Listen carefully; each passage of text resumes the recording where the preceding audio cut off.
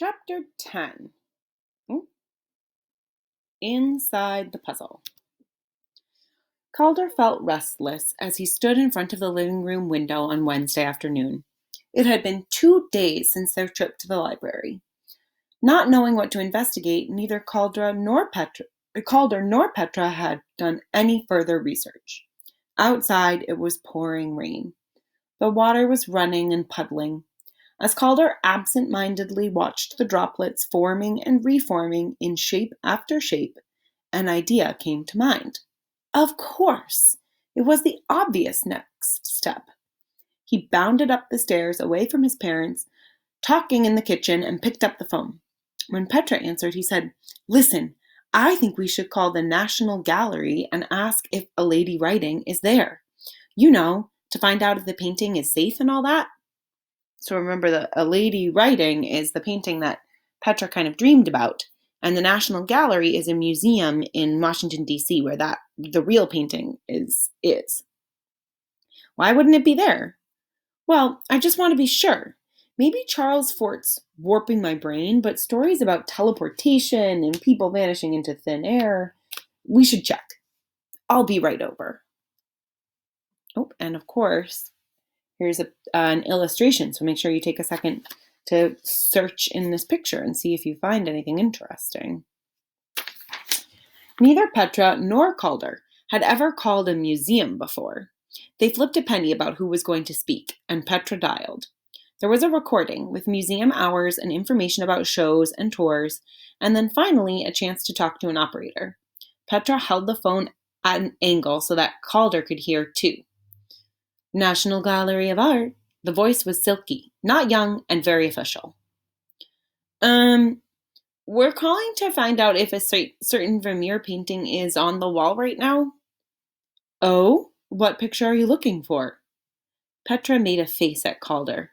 The voice now had the half-faked cheeriness that some adults get when talking to kids. Petra continued, trying to sound as businesslike as possible. A lady writing. Let me check my computer. If the painting is on loan, I can tell you.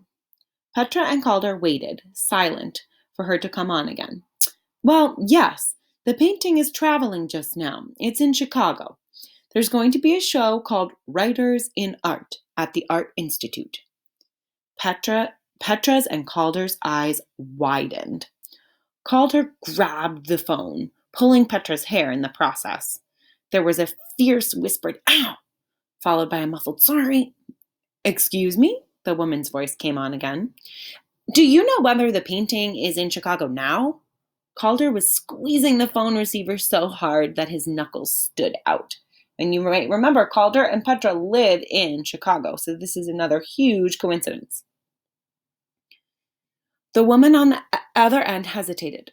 "Well, that's what the computer said. I assume so. It left Washington several days ago, and the show opens next week."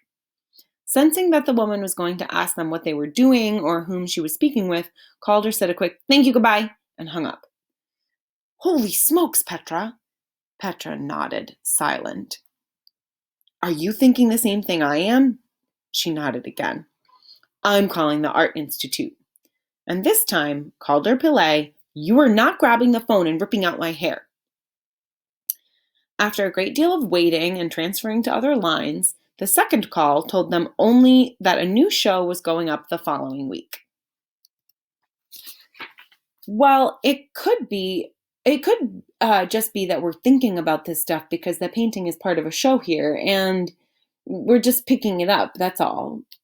Petra's voice trailed off. "Yeah, but I still feel funny knowing she's traveling, don't you?" Calder said.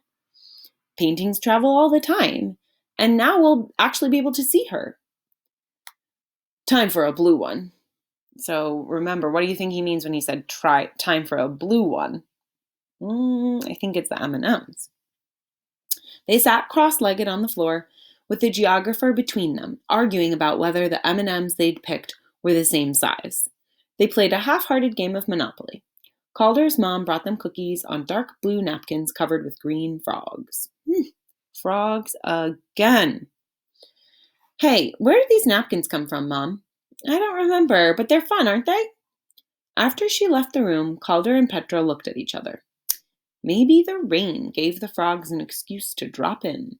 Calder grinned. Right. Speaking of frogs, any news from New York? Calder had called Tommy the night before. He'd told Calder he was beginning to wonder if there was a reason that everyone in his neighborhood was so unfriendly. Like there was some huge secret he hadn't figured out. Frog was definitely not around, and no one wanted to tell Tommy why. And we might remember that Frog is the boy next door who disappeared. He admitted to Calder that he might have been a bit dramatic with the kidnapping stuff, but facts were facts. Frog was there one day and gone the next, and no one was talking. I feel bad not being able to help, Calder said to Petra.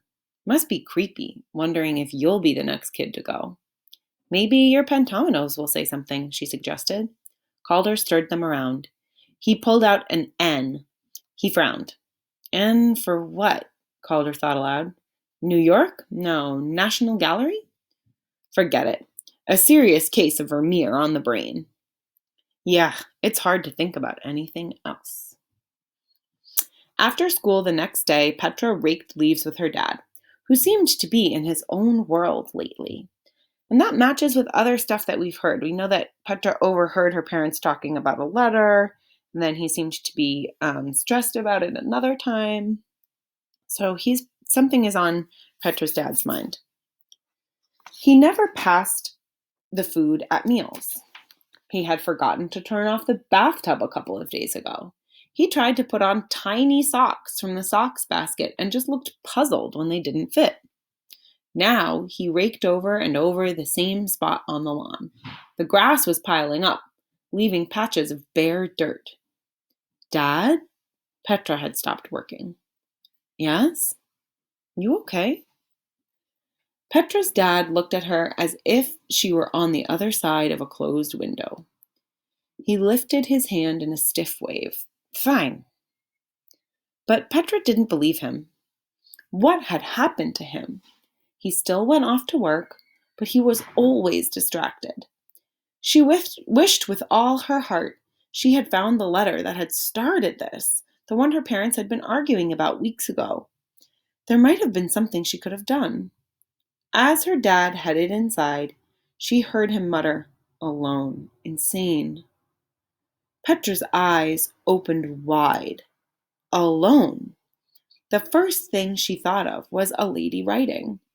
What was her dad talking about? Had he meant money? Or had she heard wrong? Maybe he'd said alone. Either way, it sounded bad. Calder made 2 pumpkin pies that afternoon with his mom and played 3 games of solitaire. He helped his dad fold the laundry.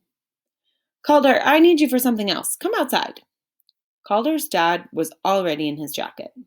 Calder followed him onto the front walk, noticing with interest all the papers that had collected under the dead plants in their yard. He was remembering the letter about crime and art that Petra had found there and then lost. So here are Calder and Petra doing 2 separate things, but kind of thinking about the same thing again. His dad was squinting up at the outside of the house. It's time we repainted. Think we should keep the same color? Yep, Calder said. That's Grandma Ranjana's color, isn't it? Too bad she can't know we're keeping her choice. Why did she like red so much anyway? Calder's dad laughed. It's a long story. Something about the artist Vermeer. She wished he'd used more red because she thought he was the best, but red would have made him perfect. So here it comes again. Weird, said Calder quietly. He glanced down the block and saw Petra in her yard. She had on a red hat, a smudge of bright color against the November gray. Sometimes he wished he'd never heard of Fort or Vermeer. Events that were purely accidental were beginning to feel like they fit together, but not in a way he understood or even knew how to think about. It was one thing if you were using a handful of plastic pieces to find solutions to a puzzle. It was another if you felt like you'd fallen inside a puzzle and couldn't get out. Kinda spooky.